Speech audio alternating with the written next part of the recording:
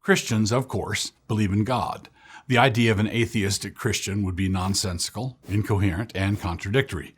As a consequence, not many people go that route, however much they might want to. But because we live in a world where sin has a lot of influence, even within the church, there have been many attempts by professing Christians to back away from a really robust belief in God, provided they can figure out a way to do it without seeming too obviously silly. Over the years, the most effective way of accomplishing this has been to define God in such a way that enables people to continue to use the word God, but to define it in such a way as to get away from some of the scarier implications of a God who is actually, like God. The absolute nature of the God of Scripture is unsettling to us, and this is why we want to scoot away from it.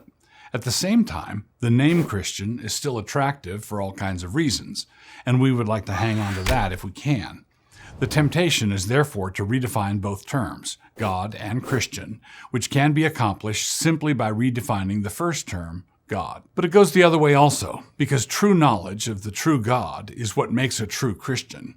We can remedy this problem by considering what Scripture teaches about the godness of God.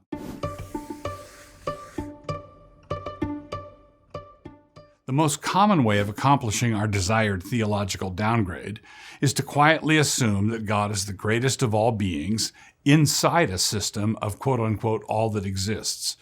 Picture all things as a great ocean of being, containing everything from chickadees to cherubim. If something exists at all, then it exists somewhere inside this ocean of being. What this does is create a framework for people to start assuming that God is the greatest of the quote-unquote whales within this ocean, and then they try to generate any appropriate feelings of religious humility by assuming that we are small and insignificant compared to that whale, being something like the minnows or perhaps the krill. The false assumption here is that there's something called reality which somehow contains God along with all other things. God plus everything else gives us the universe. He is simply the biggest item in the box. This error is the upstream cause of a host of other errors, as we will see shortly. We will come back to that in a moment.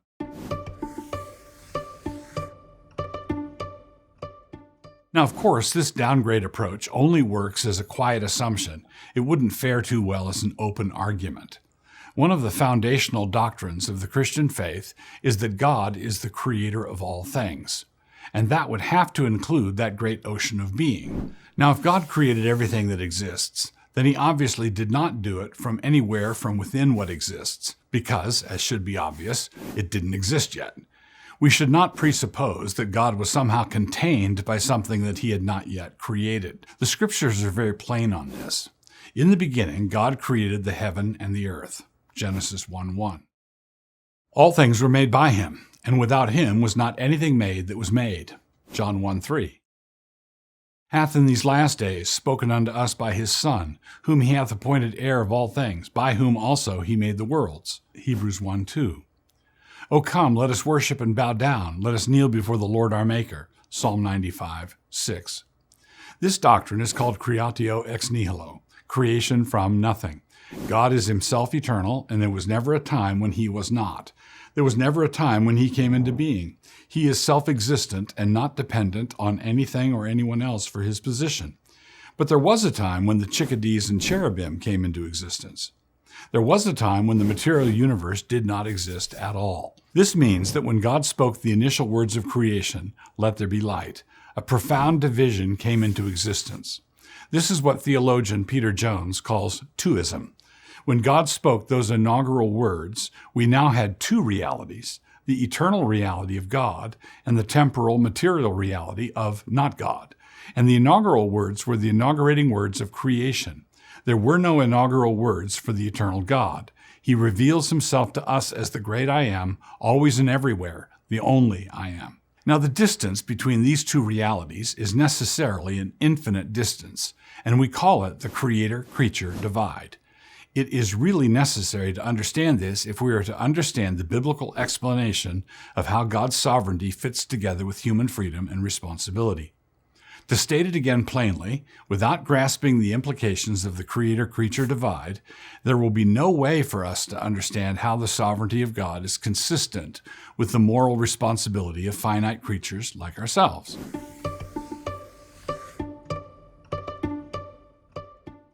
Take two individuals who are indisputably within the system. Let us call them Smith and Jones. Suppose further that Smith is bigger, taller, and stronger than Jones, and so he decides one day to start pushing Jones around. Because they are both inside the system, both living inside the same reality, there's no way for Smith to act freely on Jones, pushing him from behind, say, without that action being simultaneously a removal of freedom from Jones. It is like one billiard ball displacing another. The more Smith acts freely on Jones in this way, the less free Jones feels. If Smith and Jones are attempting to occupy the same space, the more freedom the one has, the less freedom the other does. If Smith is free to push Jones down, Jones loses his freedom of standing up. Now, this is where our background assumptions and our definition of God are so important. If we assume that God is within the system, this simply turns him into a cosmic bully. It turns Smith into Zeus. He becomes the biggest, baddest, and strongest Smith possible, but in his treatment of Jones, he remains a bully. Or to revert to our other image, making one of the billiard balls much bigger doesn't give the smaller one any additional liberty. In short, by neglecting the creator-creature distinction, we create a situation where other Christians hear us talking about the quote-unquote sovereignty of God, and all they can imagine is a muscle-bound God bullying all of us. And if their background assumption were correct, i.e., that God were somehow contained by the system, that would be a true problem. God would be a bully.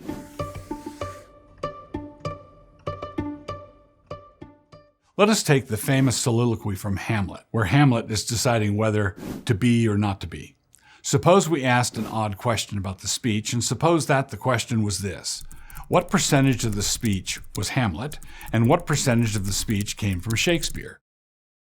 To be or not to be, that is the question. Whether 'tis nobler in the mind to suffer the slings and arrows of outrageous fortune, or to take arms against a sea of troubles, and by opposing end them. Try as we might, we are not going to be able to carve this speech up and assign different percentages of responsibility. We won't ever be able to say that it was 70-30 Hamlet Shakespeare, or 99-1 the other way. Considered on one level, it's all Shakespeare. And considered on another level, it is entirely Hamlet. Put bluntly, it is 100-100. In the realm of authorship, it is all Shakespeare. And within the play, considering the actions of the characters, it is all Hamlet. It is a lesser example of a creator-creature divide. Now, someone is going to object to the illustration, saying that it does not meet the problems inherent in the case. The reason beneath this objection is that we are three-dimensional living beings with hopes, dreams, and aspirations, and Hamlet is a two-dimension character out of a play entirely fictional. The analogy fails, or so it is claimed. There are two responses to this. The first is to acknowledge the analogy does fail, but not in the way the objector thinks. In all the years that I've been using this illustration, no one has ever raised his hand in order to object that the analogy is weak, because God is infinitely greater than Shakespeare. No, what catches our interest is how much greater than Hamlet we are. Our zeal is for our own glory and not God's glory. And this is why the analogy works. God is so much greater than Shakespeare that he can write a play that has three-dimensional characters in it, up to and including their ability to make free and responsible decisions, even though they were decisions that he wrote into the play. The second response is that, as analogies go, it is perfectly scriptural. Then the word of the Lord came to me, saying, O house of Israel, cannot I do with you as this potter, saith the Lord? Behold, as the clay is in the potter's hand, so are ye in mine hand, O house of Israel. Jeremiah 18:5-6. If we have our feathers ruffled by being compared to a two-dimensional literary figure, then what about being compared to a clay pot? We are greater than Hamlet, certainly, but we are much greater than a clay pot, and God is greater than both a playwright and a potter.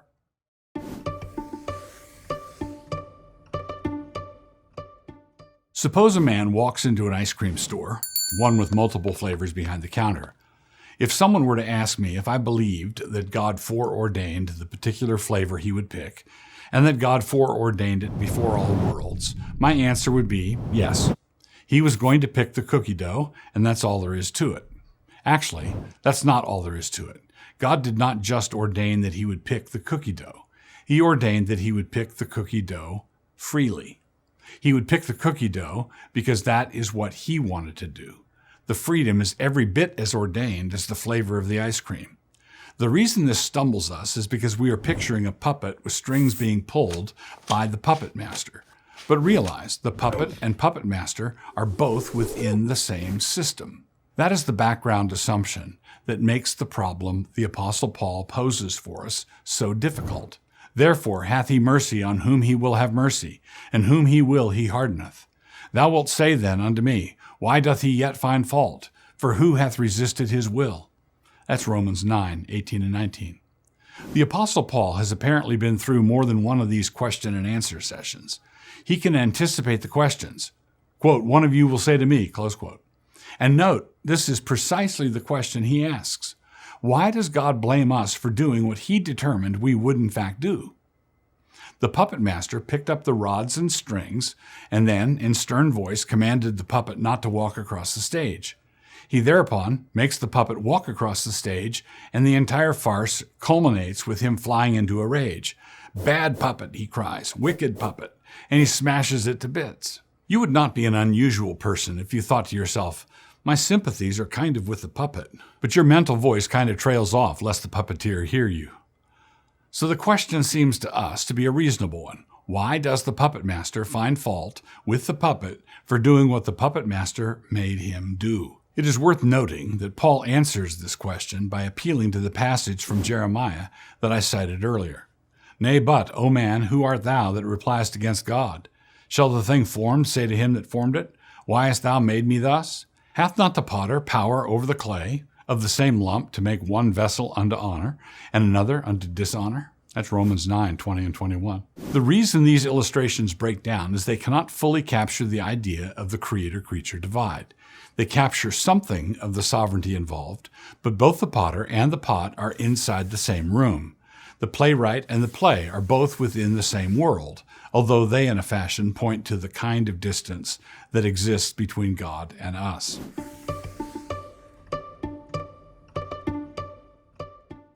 The picture is complicated for us somewhat because we have to keep track of two different kinds of liberty. The first is a creaturely liberty, the freedom to go right or left. Adam had this kind of liberty before the fall, and he had it after the fall. You exercise this kind of liberty countless times every day, with every decision you make. Left or right, chocolate or vanilla, this playlist or that one. The second kind of liberty, moral liberty, the freedom to do the right thing, is a liberty that we lost in the fall. We don't have to reconcile the sovereignty of God with this kind of liberty because we actually don't have this kind of liberty. The Scriptures describe us as spiritually dead in Ephesians 2:1 and 2. We are spiritual slaves, Romans 6:20. We have no liberty in this realm. When God intervenes in our lives to save us, this is not an instance where we have to harmonize his actions with our liberty. His actions are what bring us into a moral liberty that we did not have before. To illustrate the two different kinds of liberty, if an unregenerate man is walking around in a liquor store deciding how he's going to get drunk that night, he is exercising his creaturely liberty. He is free to choose vodka or gin or bourbon or another liquor store. This is the left-right kind of liberty. What he is not free to do is to choose righteousness. Whatever he decides to do apart from Christ, it will be sinful. Even if he decides not to get drunk that night, apart from Christ, his decision will be a self-righteous one. He does not have any moral freedom unless and until Christ saves him. The doctrine of God's sovereignty has to be understood at both of these levels. When it comes to creaturely liberty, part of our quote-unquote Calvinism is to insist that God's sovereignty is fully consistent with our freedom as responsible agents. The great preacher Charles Spurgeon once responded when asked how he reconciled God's sovereignty with human responsibility, that he did not. He never reconciled friends. There is no tension between the authority of the Creator and the freedom of the creature. Notice how the Westminster Confession of Faith puts it. God, from all eternity, did, by the most wise and holy counsel of his own will, freely and unchangeably ordain whatsoever comes to pass. Yet so is thereby neither is God the author of sin, nor is violence offered to the will of the creatures, nor is the liberty or contingency of second causes taken away, but rather established. Westminster Confession of Faith 3:1. God ordains everything, and yet he does so in a way that establishes the liberty of his creatures. And when those creatures impudently threw away their moral liberty by disobeying him, he graciously determined to restore that liberty by sending his Son to die on the cross so that we might be forgiven and restored to our former condition. There we do not harmonize his sovereignty with our freedom. Rather, we thank him because his sovereignty brought us our freedom back.